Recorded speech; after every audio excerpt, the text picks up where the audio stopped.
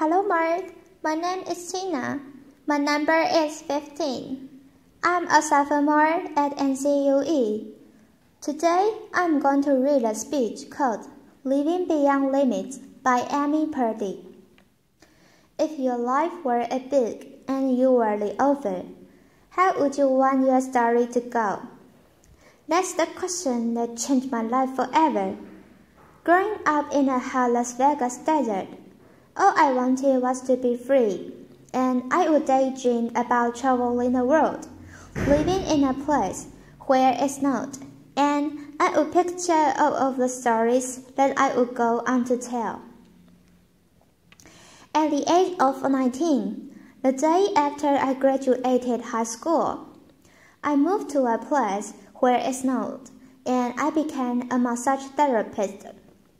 With this job, all I needed were my hands and my massage table by my side, and I could go anywhere.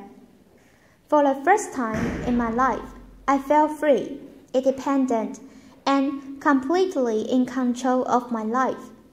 That is, until my life took a detour.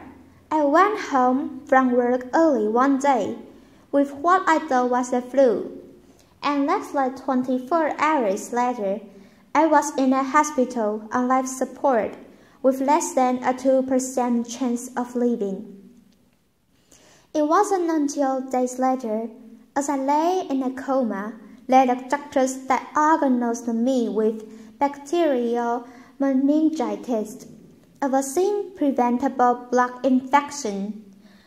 Over the course of 2.5 months, I lost my spleen, my kidneys, the hearing in my left ear, and both of my legs below the knee. When my parents wheeled me out of the hospital, I felt like I had been pieced back together like a patchwork doll. I thought the worst was over until weeks later, when I saw my new legs for the first time. The calves were bulky blocks of metal with pipes bolted together for the ankles, and a yellow rubber foot with a red rubber line from the toe to the ankle to look like a van. I didn't know what to expect, but I wasn't expecting that. With my mom by my side and the tears streaming down our faces, I stretched on these chocolate legs and I stood up. They were so painful and so confining that all I could think was, how am I ever going to travel the world in these things? How was I ever going to live the life full of adventure and stories, as I always wanted? And how was I going to snowboard again? That day, I went home. I crawled into bed, and this is what my life looked like for the next few months. Me pass out, escaping from reality. With my legs resting by my side, I was absolutely physically and emotionally broken. But I knew that in order to move forward, I had to let go of the old Amy and learn to embrace the new Amy. And that is when it dawned on me that I didn't have to be 5'5" anymore. I could be as tall as I wanted, later, applause, or as short as I wanted, depending on who I was dating, later. And if I snowboarded again, my feet aren't going to get cold, later. And best of all, I thought I can make my feet the size of all the shoes that are on the sales rack, later. And I did, so there were benefits here. It was this moment that I asked myself that life-defying questions. If my life were a book and I were the author, how would I want the story to go? And I began to daydream. I daydreamed like I did as a little girl, and I imagined myself working gracefully, helping other people through my journey and snowboarding again. And I didn't just see myself carving down a mountain of powder. I could actually feel it. I could feel the wind against my face and a beat of my racing heart as it were happening in that very moment. And that is when a new chapter in my life began. 4 months later, I was back up on a snowboard, although things didn't go quite as expected. My knees and my ankles wouldn't bend, and at one point, I traumatized all the skiers on the chairlift when I fell and my legs still attached to my snowboard. Later, went flying down the mountain, and I was on the top of the mountain. Still, I was so shocked.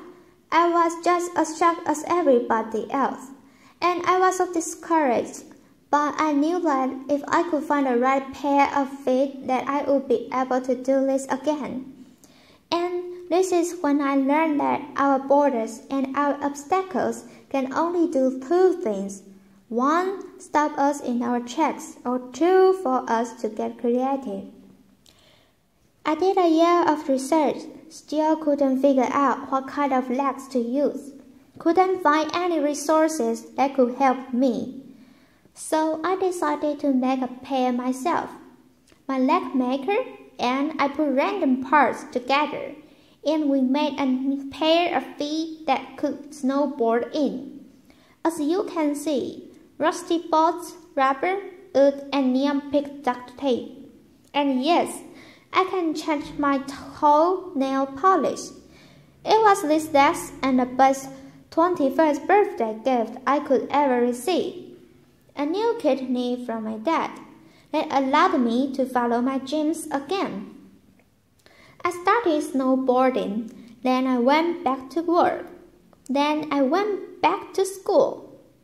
Then in 2005, I co-founded a non-profit organization for youth and young adults with physical disabilities, so they could get involved with action sports.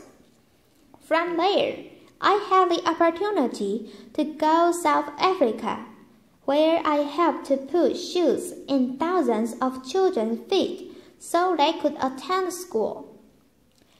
And just this past February, I won 2 back-to-back World Cup gold medals, a place which made me the highest-ranked adopted female snowboarder in the world. 11 years ago, when I lost my legs, I had no idea what to expect. But if you ask me today if I would ever want to change my situation, I would have to say no, because my legs haven't disabled me. If anything, they've enabled me. They've forced me to rely on my imagination and to believe in the possibilities. And that's why I believe that our imaginations can be used as tools for breaking through borders. Because in our minds, we can do anything and we can be anything. It's believing in those dreams and facing our fears head on that allows us to live our lives beyond our limits. And although today is about innovation without borders, I have to say that in my life, innovation has only been possible because of my borders. I've learned that borders are where the action ends, but also where the imagination and the story begins. So, the thought that I would like to challenge you with today is that maybe instead of looking at our challenges and our limitations as something negative or bad, we can begin to look at them as blessings, magnificent gifts that can be used to ignite our imaginations and help us go further than we ever knew we could go. It's never about breaking down borders. It's about pushing off them and seeing what amazing places they may bring us. Thank you.